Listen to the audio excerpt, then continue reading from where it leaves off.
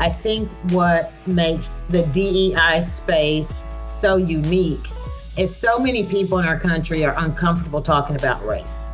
So anything around diversity, equity, and inclusion, it can be uncomfortable. How do you create a culture where everyone feels safe and valued? Ironically, it involves getting out of your comfort zone.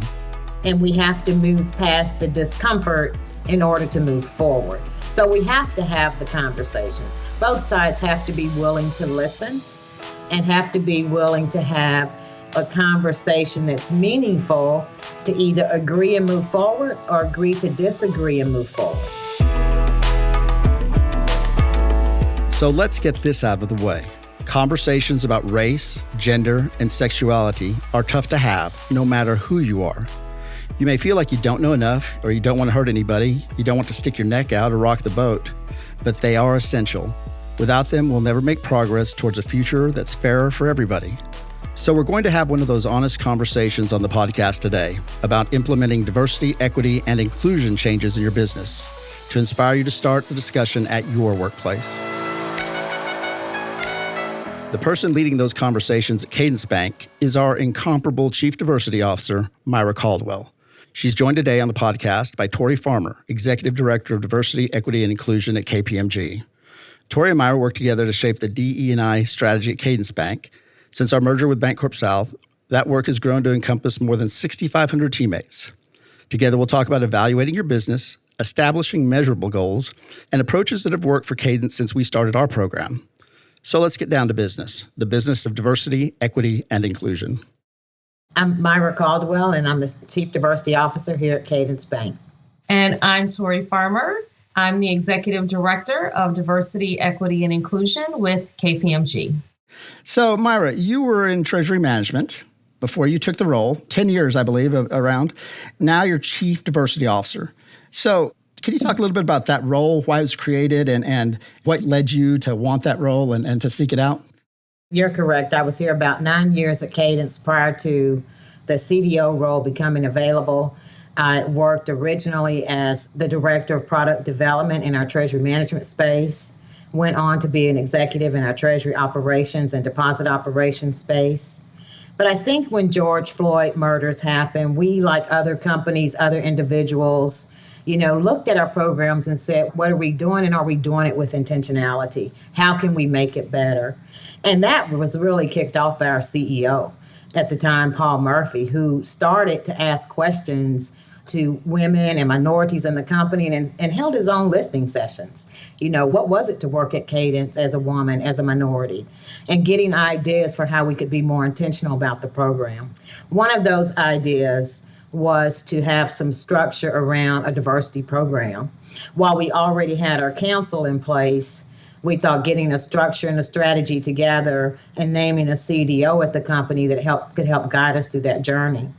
And so I was absolutely honored to serve the company in this role. Cadence knew that it wanted some outside perspective when developing our DE&I program, which is how Tori and KPMG entered the picture. KPMG is a large global firm, and they've been on this journey for many years. They have very successfully implemented their Accelerate 2025 program that we were familiar with and knew it to be impressive and impactful. When we looked for a vendor who could match what we wanted to do or thought we needed to do, we knew that they had the advisory team and the capability and the experience to help us lay a foundation that would fit our culture for who we were. So we were absolutely delighted to partner with KPMG. Well, KPMG was engaged to support Cadence Bank with a desired state for their DEI strategy, as Myra mentioned, that would really differentiate the organization in the financial industry, building upon the incredible foundation that the Cadence Bank DEI Council already had in place. So definitely want to acknowledge that. And they were looking for a thought partner who were equally committed to this journey to assist them with defining the recognizable results based on the DEI priorities they wanted to set and achieve. So, Tori, DEI has become a very common acronym, and I think most people know what it stands for, but maybe for those that are unfamiliar with the terminology, could you explain what it stands for and what it encompasses? So, diversity represents everyone and acknowledges the unique characteristics, experiences, and qualities we all have. I identify as an introvert, a caregiver, a cisgender female of African descent with Southern roots and a Midwestern upbringing who is deeply guided by my faith and my values. As an example, equity is about accessibility and the opportunity to ensure that fair treatment and resources are afforded to all versus a select few. And then inclusion is really the experience that people have within a culture. Are there in groups or out groups?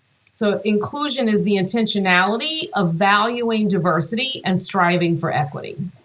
I feel very strongly that inclusivity has to be in the day-to-day experience that people have, and it has to be fully integrated into all parts of the business.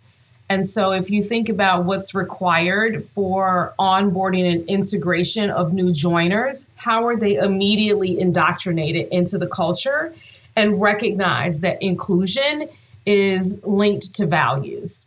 If it's intentionally discussed as a part of your business strategy, meaning with your senior leadership team and your board of directors, is it a part of your employee engagement survey or pulse survey so that you have active listening channels to really understand how people are experiencing the organization day to day? And then I firmly believe that it has to be baked into the learning and development, the ethics and integrity, so that its values, its culture, what's expected of leadership. These are not things that can happen on the periphery. They have to be fully embedded into all of the different ways that people are recognized, rewarded, selected for visible, influential roles within the organization. Myra, diversity, equity, inclusion, I think most people believe it's the right thing to do. But do you still have to sell it to some people? Does it make them nervous that you start talking about this? And do they think this is affirmative action? I mean, how do they view this? Yeah, there are, of course, people who believe it's still affirmative action, which, of course, we know it's not, just based on the definition that Tori just gave to us. I think of this work more in terms of bringing awareness to inclusion concepts, to unbiased training, allyship training, offering all of us to really take the opportunity to learn and unlearn things we've known for many, many years and apply those in a new way of working with those who don't look like us. People are willing usually to participate in that sort of change, right? It can be uncomfortable. It can be uncomfortable on an individual level. It can be uncomfortable collectively as we move through the journey. But meeting people where they are, we talk about this often at Cadence, is important. At the same time, as we learn and unlearn, we also have to start applying those lessons as we're going through that training so that we have a continuous, if you will, change that's happening every day as we're on this journey. So I don't think of it in terms of selling an idea. I think that most people want to do the right thing. Like any other change management strategy that you take on, there's going to be those who disagree. And I tend to focus on those who want to move forward. So you don't really try to convince those that are reluctant to jump on board, but rather get those that are on board already to really go out and show things and hopefully pull the others along? I'm not sure convincing is a strategy, right? Yeah, I can't sell you what you don't want to buy, no matter how great it is. But I think what we can do is bring awareness and show the shared value for our company as a whole as we move forward together with a different lens of inclusion. That was so well said, Myra. I completely agree with everything. I would only add that people often ask, and they used to do it years ago, but it's starting to resurface. What's the business case for DEI?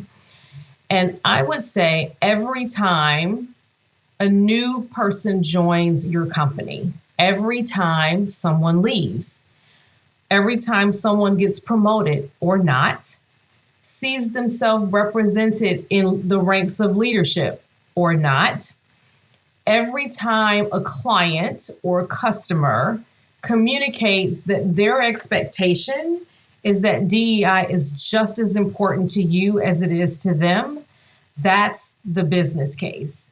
So that's dynamically happening every day in every part of your business.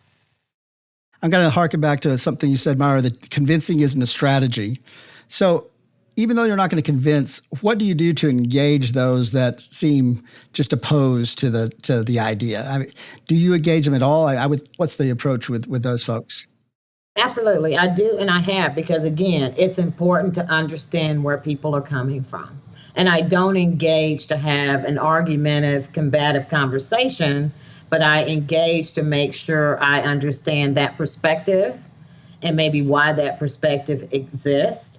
If I have information that counters that, I may obviously ask to share that and ask them to consider another perspective.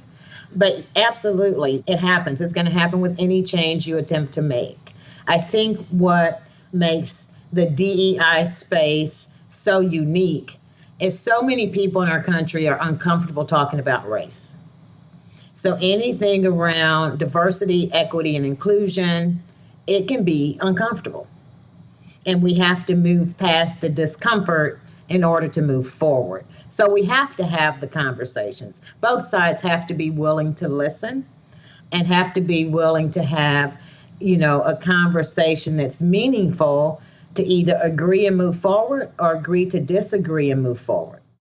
So a business comes to you and they say, we want to make our business, our working environment more equitable. Where do you start? It's a daunting task if a business realizes there's some issues. So how do you start? Where do you start?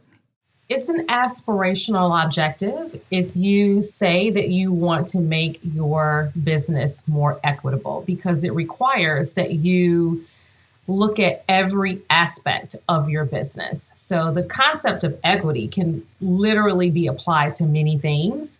So the initial step is really to assess through both qualitative and quantitative data where the gaps are. Is that a gap in representation, in experience, outcomes of certain talent processes like performance or compensation?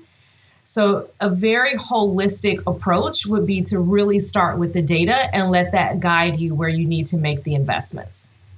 I'm curious, do companies who feel like they, from a qualitative basis, have done some good things, are they surprised sometimes when they break down the data and some trends, I assume, kind of pop out fairly clearly in some instances? It's a great question. And Patrick, what I will share is that for most organizations who do have this data available to them, it's all about how you mine it and what you're looking for. Because they're likely, if you're approaching an equity audit, there likely have been some red flags and some signals of cracks in the foundation along the way that maybe at a point in time, it wasn't something that was prioritized. So to really inform the assessment, you're looking for that evidentiary information, those key performance indicators associated with, again, how your people are experiencing that culture and that organization. So just to give you an example, in performance development, it would be important to look at your total population, how many people are eligible for promotion, how many are promoted by demographic. You want to look at your non-management as well as into and within management promotions. If you have a rating system, and some organizations still use things like the 9-box, you would look at who falls into the upper tier versus the lower tier. And is there any particular group that's over-indexing in one particular piece of this puzzle or not? If you're looking at attrition, you might want to look at your data geographically or regionally, again, by level, or are you looking at your women? Are you looking at your people of color? And so all of this is incredibly insightful so that when you start to design and build your strategy, you're actually working on the things that need the most improvement. Every plan will be customized, but likely to include similar inputs from talent attraction, talent management, learning and development. And then the wraparound to this work is always going to be necessitated with, Myra mentioned this earlier, a change management plan as well as a communications plan. So people understand the value and what the outcomes are intended to be. So let's turn to the Cadence DEI effort, Myra. What were we assessing at first, and what data were we collecting, and then how KPMG worked with us specifically? So one of the things that we wanted to do at Cadence was to make sure we embedded the voice of the employee in our survey. So regardless of what I may have thought individually we were culturally, we wanted to talk to our employees to really get a good view of how we were doing in that sector. So we partnered with KPMG, and we asked for initial DEI assessment that included 3 components. The first one was interviews with our C-suite to really understand where they were in the journey. And as key stakeholders, we really needed to know that information. The second component was a 28-point survey that went out to all of our employees so that we could gauge our efforts there. And that, again, gave us the voice of the employee as we thought about this data and feedback, how we would be using it to create a strategy. So that was probably one of the most important components of the assessment. And then lastly, third part was really holding focus groups around themes that we were hearing coming out of the 28-point survey, which, by the way, we had a 63% response rate, so many of our employees were interested. Once those survey responses were in hand, Myra had to make some strategic decisions about how to interpret them. I asked her what stood out from the evaluation process. One of the ones I'll focus on for right now was, what are our strengths? Because I think that when you start with strengths, you're able to leverage that strength and move forward. And one of the strengths that KPMG found in our study was Cadence employees are great at relationships. And so we are great at building relationships internally. We're great at building relationships with our clients and customers. And so how do we leverage that strength as part of the diversity, equity, and inclusion program? And then, companies everywhere, we knew that representation metrics could be improved. That was why one of the first things that we had done was to work on our metrics. We knew that learning was a key component to kick off our strategy. Just having the ability to talk about difficult topics was instrumental in helping us start the conversations. So that was something that we saw in the survey and we implemented right away. Cadence had the ability to appoint a chief diversity officer and hire a top-notch consulting firm like KPMG to help formulate our DEI strategy. But what if you're a small company without those resources? What do you do then? Tori, not all companies either can afford or just have enough personnel to have a chief diversity officer or a DEI officer. How do those companies go about fostering this positive environment or can you do it without having somebody dedicated to it? Good question. Even with a centralized team, the tone from the top can trigger the right behaviors across the organization. I think that has to be a non-negotiable. And then the business leaders can adopt best practices to make sure that they are integrating diversity, equity, and inclusion in their hiring practices and their decision processes, how they're looking at development and, career paths and opportunities for their talent communities, and making sure that there's clearly diverse representation in management, leadership, and in their succession planning. So in the absence of having a center of excellence around this that would deploy out resources and best practices to the organization, I think there's no shortage of information in the public domain that could guide an organization and that they would be able to benchmark themselves to ensure that they're making steady progress. The one thing, Patrick, that I would just add on to that is, and Myra said this earlier, it's everybody's role. There's some of us that have been deputized to help lead and implement the strategic pieces of it. But in terms of organizations having inclusive cultures, every single person in that company has a responsibility to make sure that their colleagues and their counterparts feel that inclusivity. We all contribute to it. So it doesn't just all fall on the shoulders of the underrepresented groups to go out and say, here, you need to include me. This needs to be a team effort all the way around. Absolutely. Absolutely. And I think, Patrick, there are people within each demographic that don't want to talk about this at work. Again, meeting people where they are. But I often tell Paul, if I'm the only person in the bank talking about DEI, you probably should fire me. I have not done my job, right, to execute our strategy to make sure we're all participating in what that change is. Speaking up is necessary from all of us. It's helping the company to move forward. Myra, the time horizon on these initiatives has got to vary, greatly. What are some of the things that the companies you'll see put in place immediately? And Tori, this is also to you. The companies put in place immediately that are the easier to implement, and what are some of the longer term, that there really has to be a commitment to a long-term strategy to get you there? Yeah, so for Cadence, we were able to do some things immediately. One of them last quarter, fourth quarter 2020, we were able to release our initial run at our data and analytics around DEI. Now, of course, that leads into setting accountability measures later in the day, but being able to gather our analytics in a way that we could present that to our executive management and our board, and to begin talking about who we were as a corporation and how do we get better. Some of those programs require, again, that we meet a company or meet our executive management or whoever we're speaking to where they are, but at the same time, continue to make progress in the space. Myra hit it spot on. It's both short-term and long-term. I think for most organizations, this really boils down into two key components.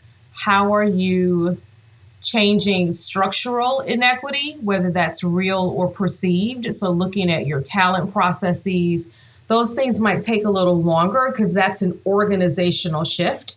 And there's likely some dependencies built into that. So it's probably something that may have a 1 to 3 year time frame to adopt a different system. The second piece of that is the behavioral changes that need to happen, building it into performance management, your leadership development competencies. How are you actually even selecting talent for leadership roles? Those things could be a little bit more short term because you're encouraging people to adopt a different way of evaluating talent and making decisions.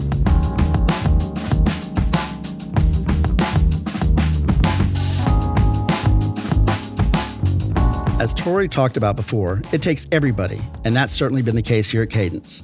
I asked Myra about the incredible programs she's developed and how she successfully integrated so many Cadence employees. So Myra, your team has done just a bunch of incredible work. I want you to highlight a few of the programs, a few of the things that your team has put together that I think have really helped jumpstart this effort and really, I think, develop buy-in across the bank by and large. We have a great DEI council of over 53 employees across our entire footprint who participate in one of 3 subcommittees. And so the first one, Thriving Talent, really looks at the employee life cycle from when you're a prospective employee through retirement. So they're interested in all the aspects of the HR component and work very closely with our HR department. They were able to very early on review our benefits. And through those recommendations and review, we were able to implement a better short-term benefit that supports family and family life changes. They were also in that subcommittee able to help us get involved with Texas Southern University's Future Banking Leadership Program that was an inaugural program here in Houston at Texas Southern University, one of the oldest HBCUs in the country, who started that program to help develop a pipeline of bankers. We were able to be involved in terms of getting to know students, participating in the program, adding to curriculum, but not only that, also offering internships for students in the program. So we were very excited to participate in that. Our Embrace We team is the second subcommittee. They are focused on our employees' sense of belonging. And so through this group, we have been able to introduce this year our Lift Every Voice series. And this is where employees are nominated or self-nominated to come and talk about their lived experience and to provide us with cultural awareness. That is a series that is posted to our internal social media, and other employees can engage, comment, like, or ask questions. And so that's been very successful for us. Also in the Embrace We team, we have introduced Courageous Conversations. And these are conversations where we invite a guest or a panel of guests to talk about a series of questions unique to a specific underserved group. One of these courageous conversations that particularly affected me was all about the talk. The conversation that Black and other minority parents have with their children about how to keep interactions with police from turning violent. It shocked some people who had never heard of the conversation, but also gave the opportunity to enlighten some who may have not had to have that conversation with their children to really understand. And when you start talking about unpacking what people bring into the office every day, that's some of the stuff. You can't take that off. It comes with you. And so really making sure that our employees feel like they're in a safe place, that we understand, and that mentally we're here to support that. Myra also makes sure that DEI goes beyond the walls of the office. The last team, the third subcommittee, is Visible Value. And Visible Value is all about how we show up to the community. How do we serve the community who relies on us for the services that we offer? So they look at our charitable contributions, where are our philanthropic efforts, but more importantly, is it more than a philanthropic effort? So the non-for-profits or the small businesses that we try to support, their objectives and goals, are there opportunities for us to conduct financial literacy training? Are there opportunities for us to show up at a volunteer event with employees who are also interested in that particular community cause? And keeps them also engaged and makes sure that we are engaged in what's important to our employees and what's important to our customers. So that team, Visible Value, focuses on community and supplier diversity. So we are really happy this year to roll out our supplier diversity portal as well, that helps us to ascertain where are we in supplier diversity and manage those metrics to make sure we continue to improve, to address things like the wealth gap, to make sure that underrepresented communities and businesses are able to bid on products and services that we may need. So the Visible Value team is very, very important to how we show up in the community. Of course, your company's DEI efforts will be affected by broader trends as well. So we're in a unique moment here, which some people have dubbed the Great Resignation. There's retirements. People have just kind of dropped out of the workforce. How is that affecting DEI efforts? And are companies with strong diversity, are they more attractive to potential employees? And how does the job market affect trying to meet diverse hiring goals? The mobility of talent right now is really requiring companies to look at all of their initiatives. So this is us being very surgical at what we are offering in terms of that value proposition that would keep people. Because let's be honest, every organization is trying to retain their underrepresented talent. And so this means we have to look at compensation, benefits, our wellness, and focus on the investments that really support career development and career exploration, activating, mentoring, sponsorship. And so everything that we could possibly do to retain our underrepresented talent is on the table right now. And I would say with the increased focus on ESG and transparency reporting, as more organizations are starting to release those types of reports, prospective talent have access to a lot of information to evaluate their prospective employer. I don't think having, truthfully, DEI initiatives in place is enough. I think our future employees will want to really understand how are we living that, like how is it embedded into the culture, into the values, so that they can assess the cultural fit of their future employers. So they're going to do that through a lot of different ways, by speaking with people that work for the company, left the company, looking at social information that's available to them, and really doing their due diligence of figuring out whether or not this is someplace they want to be. That makes sense. I mean, we've had EEO posters up for I don't know how many years. I mean, this is something we were supposedly doing for 20, 30, 40 years now. And I think it's just now really, truly taking hold. The pandemic has taught us so many things. I think it's also was part of the impetus to the Great Resignation as well, as people rethought what their values were and what were they getting from their companies. I saw a really good quote yesterday that said, the war on talent is over, talent won. And so, how do we address that as a company to make sure, as Tori mentioned earlier, not only that we retain top talent, have succession plannings for top talent, and really just ensure that the inclusion experience is there for all the underrepresented groups, because attracting and having in your pipeline is one thing. If you don't have that inclusion piece embedded in your company culture, it will be very hard to keep that talent. As a first-time CDO, Myra has learned a lot. First and foremost, to have patience and trust the strategy that's been developed.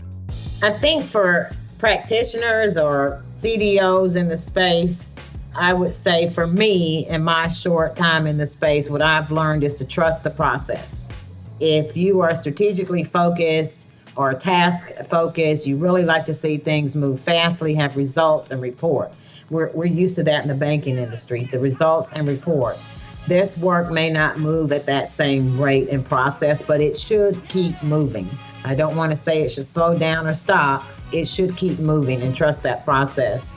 Measure for who you are, not what other companies have done and will do in this space to get their company moved forward, but what works for your culture and your company.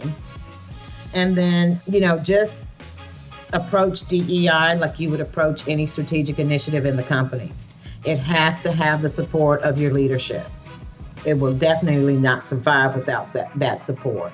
It has to have a strategic plan. It has to meet the goals and objectives and bottom lines of the company so that it can be embedded into the strategic plan. And lastly, that it takes everybody in the company to make it work. I think in its simplest form, it's about kindness to humans, respect to humans, and equity to humans.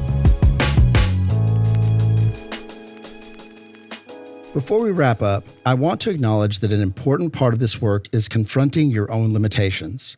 Missteps are inevitable, but to move forward, you have to understand that when you make a mistake, it just means there's more room to grow. One of the things I've found in several of the CDO groups that I'm sure Tori and I are both a part of is self-awareness, no matter what your role is in the company, including the Chief Diversity Officer, is so important. When we talk about bias, when we talk about unconscious bias, everybody has unconscious bias. And so for me, no matter how many places I have traveled internationally, how many cultures I've experienced, how many times I've lived overseas, it was important to me to always have the self-awareness that I do not and could not possibly feel everything someone who doesn't look like me, identify like me, would feel, no matter how much education I had obtained through other means. So always being self-aware of your own biases, I think, is critically important in this role. I love what Myra just said. And for me, it's the gift of imperfection. every time I have had a misstep, every time I've used the wrong pronoun, despite knowing how someone has asked me to refer to them, every time I've just missed the mark on something cultural, it has been a learning opportunity for me. And I refer to it as the gift of imperfection. I'm never and should never be expected to always get it 100% right, because that's not even possible. But I certainly earnestly try my best. And when I have those missteps, I use them as teachable moments, as I would expect for anybody else.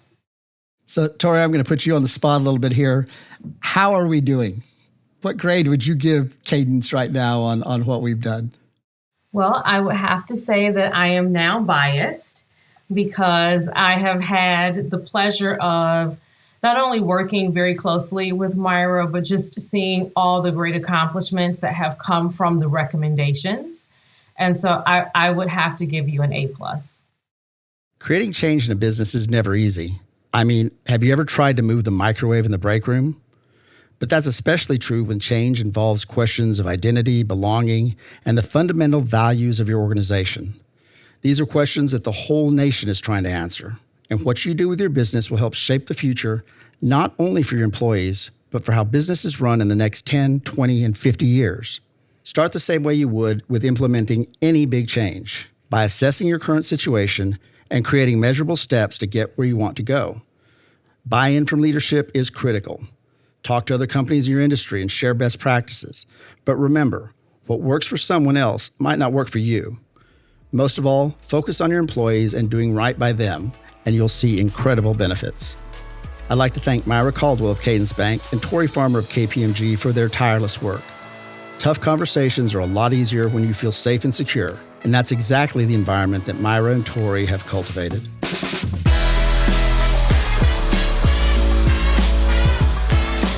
In Good Companies is a podcast from Cadence Bank, member FDIC, equal opportunity lender.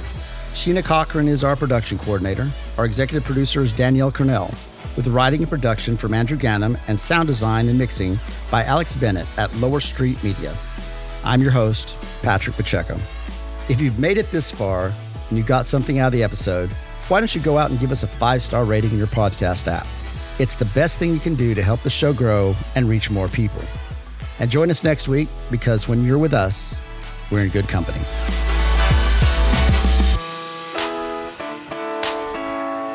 This podcast is provided as a free service to you and is for general informational purposes only. Cadence Bank makes no representations or warranties as to the accuracy, completeness, or timeliness of the content in the podcast. The podcast is not intended to provide legal, accounting, or tax advice and should not be relied upon for such purposes. To the extent that this podcast includes predictions about the economy, these predictions are subject to a number of variables, and you should confer with your legal, accounting, and tax advisors for their input regarding the possible outcomes of any economic subject matter discussed herein.